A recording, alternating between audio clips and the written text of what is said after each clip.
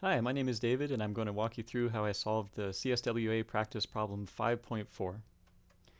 So in this problem here, we can see the isometric view, and this front plane is where we're going to start drawing this kind of shape.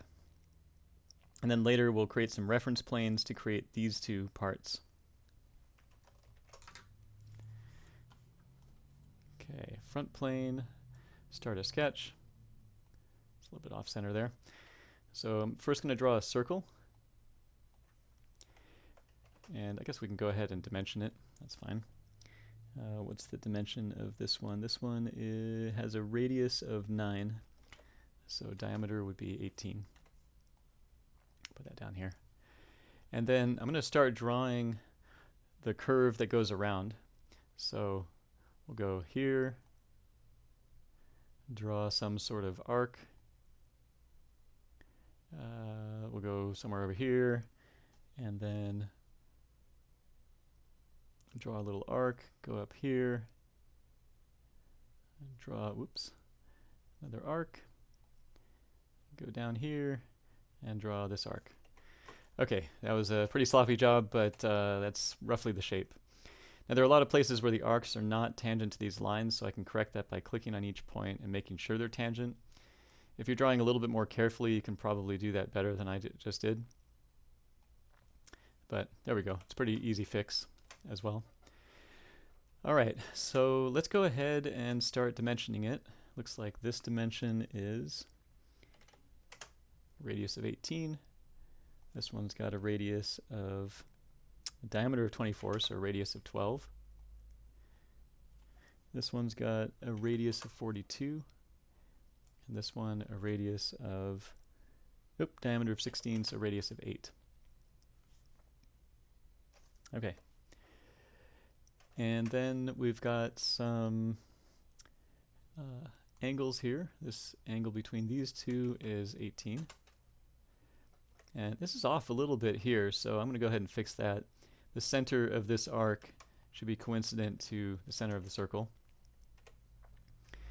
Okay, I use Alt-D for making it coincident. I find that I'm making things coincident a lot, so it's good to have that shortcut. When you select two things and then hit Alt-D, it makes them coincident.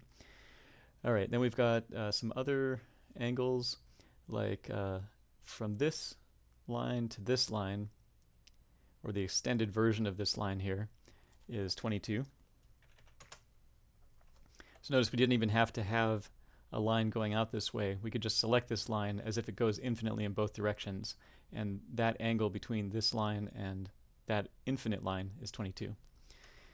And then I believe we have this angle here from this extended line to this line here. That's 54, looks like. Okay, so that looks like all the angles. Now, at this point, it's still underdefined, and let's see what's happening when we drag this. Oops. Oh, okay. Oh, it looks like we haven't done the distance between these centers here. Let's go ahead and fix that. So this one is, give me a second. All right, this one is 82, and from here to here, 48. Still not fully defined. So it looks like we can rotate this. And this part of it, I wasn't really sure what to do at first. It took me a little time to figure this out. But basically, this line right here kind of looks horizontal, and that fixes the underdefinedness. So if you make this line horizontal, everything works out in the end. So I'm going to do that. Click on this line, make it horizontal, and everything's fully defined. Okay, we just have a couple more circles to draw. Here and here. This one's got a diameter of 8. This one's got a diameter of 12. And then we can extrude. Looks like we're going to go 8.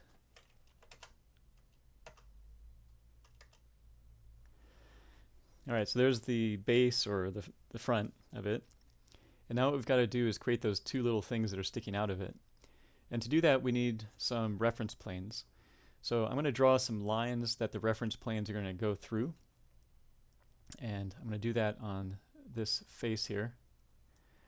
So I'm going to use a center line to do this drawing. So I'm going to make the center line start from here and then go perpendicular, and make another center line over here doing the same thing.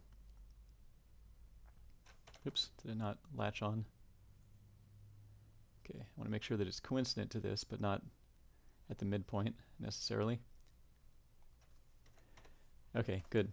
And these lines, based on this picture right here, I'm drawing the center line to be the start of each of those little pieces.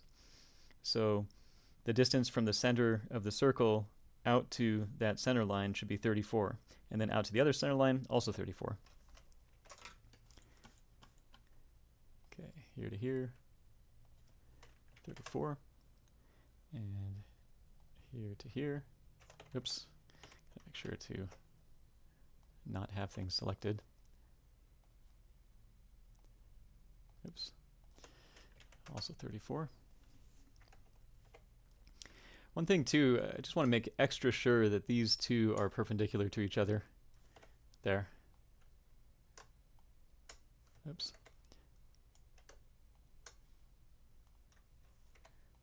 There we go. So fully defined. The only thing I can do is maybe go like this, move this line in and out, but that's okay. All right. So I've got the lines that our reference planes are going to go through. Let's go ahead and exit our sketch. I'll just go into isometric view for a moment. And I'm going to add a reference plane using that center line and perpendicular to this face. See, when you select a line and then a face, it automatically makes the plane that's perpendicular to the face that you've chosen. Hit enter. Do the same thing for these. Oops. Let me make sure I'm not selecting anything. Okay, reference geometry, this center line, this face, done. All right, so then we're going to, oops, I selected the face to draw a sketch, and then to select this plane. All right, I guess it prioritizes faces above planes. So I'm going to select the plane, sketch, and then start drawing the little flap thing. This one is a little bit smaller than this one. So this one right here is looking at this here, which is B. So this is view B here.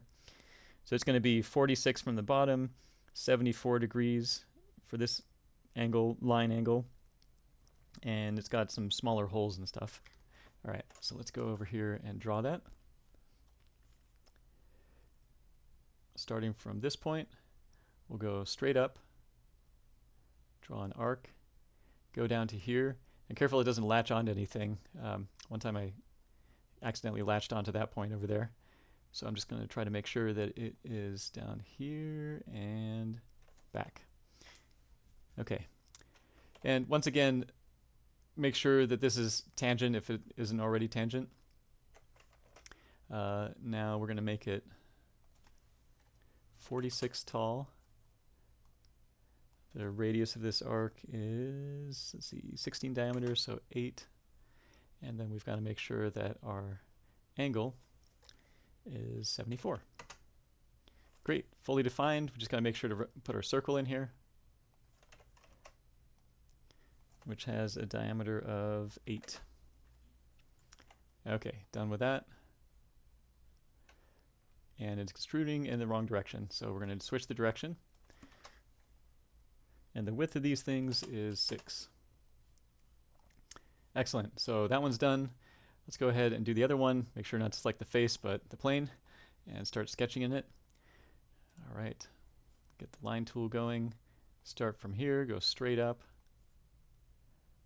Draw a little arc. Make sure you don't make it coincident to any dots here. So I'm just going to go like that. Okay, and start smart dimensioning it. from top to bottom here, got to make sure you're looking at the right one. This is 48. The arc is diameter 24, so 12. Oh, definitely missing a tangent here. So click on that, make tangent. And then I think the last thing we have to do is smart dimension the angle here. So this is 78. Alrighty. Okay, oh, last thing, draw the circle, which has a diameter of 12. Okay, now we can extrude. Oh, got the direction right, and it's 6. So there we go. Okay, switch over to isometric view. It's looking pretty good. And we got a mass of 54372. 54372. Sorry, it's 54372. 54372. Excellent. Well, I hope this video was helpful. If you are looking for something more professional, check out Design with Roozbe. He's got a great YouTube channel, does an awesome job breaking down each practice problem. Good luck and take care.